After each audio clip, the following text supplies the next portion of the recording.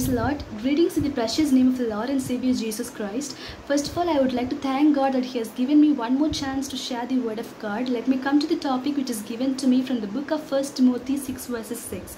But godliness with contentment is great gain. Let us pray. Lord, our gracious Heavenly Father, Lord, thank you for giving us one more day in the land of living. Lord, bless each and everybody who is going to hear this Word of God.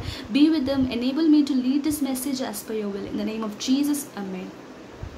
We all know that here Apostle Paul focuses on the topic of contentment. Contentment is finding joy in what God has given us. But as we all know, the opposite of contentment is greed that destroys your capacity to enjoy what God has given us.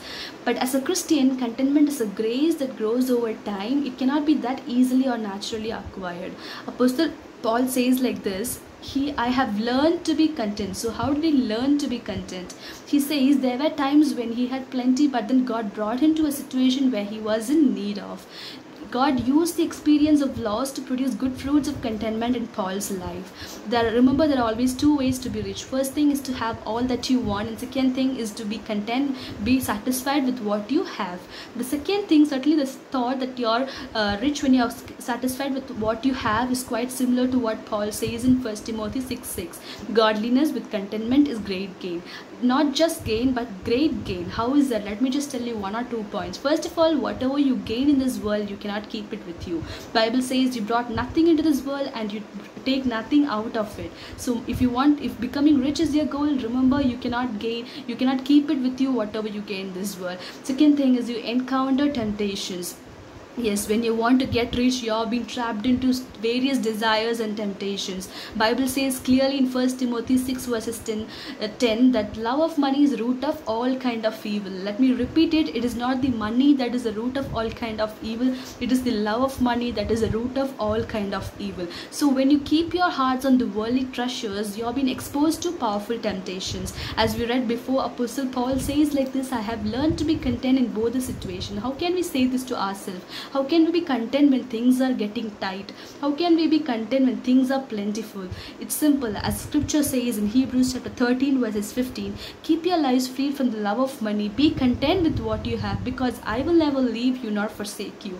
Yes, it is clearly said here the love of money will lead you to discontentment. It is also clearly said the Lord Jesus Christ will never fail us in any situation. So though we have little of this earth's good, let us take comfort and rest in the knowledge that the Lord will never leave us nor forsake us. As the Bible says in Matthew 6 verses 19 and 20, do not lay for yourself treasures in earth where moth nor rust destroys, where thieves break in and steal, but lay for yourself treasures in heaven where neither moth nor rust destroys, where thieves do not break in and steal. Yes, my dear friends, we can spend all our days acquiring material possession, but when coming to the end, all those possessions are worthless. As scripture says in Matthew 16:26, no earthly possession can be given in exchange for your soul. When we all stand before God, there won't be any earthly possessions with us. Both saints and sinners will come before the King of Kings with only what we have done in our lifetime. On that day, whoever rejected God for the pursuit of riches will have great sorrow and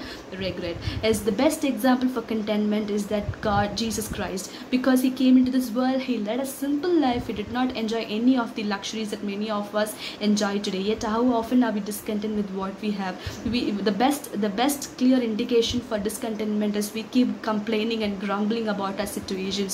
The best indication for contentment is you keep thanking and praising God for what God has given us. Yes, my dear friend, as we all know how Jesus warned how hard it is for a rich man to enter into the kingdom of heaven. He says a camel could go inside through the eye of a needle easier than a rich man could enter into the kingdom of heaven. So is it a struggle for you to be content with what God has given us? Then put God first in every aspect of your life.